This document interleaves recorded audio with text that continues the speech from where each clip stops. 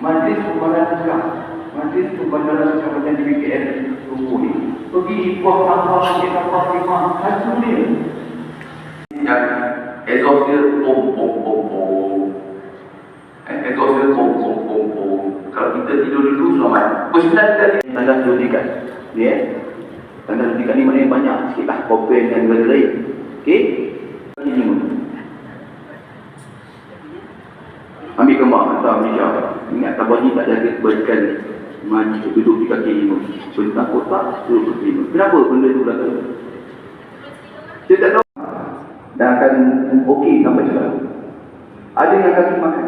Kita mau makan sepaku alamak ni. Yang kita tak sedap. Dah kenyang lah. Siapa nak ambil kaki saya? Oh saya ingatkan. Kempen kebajikan lima. Yang mana? Dia keluar daripada Arafah. Semua. Imagine suntik memang suntik. Campak dekat kami. Baik. Sudah 4 tahun sebelum ni, kalau kita dapat dah baik tu.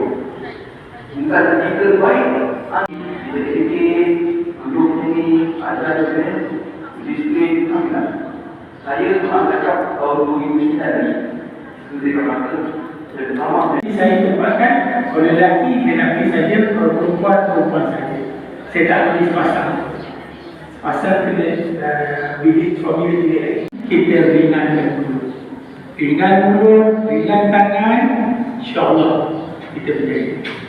Ada orang tak ringan dulu.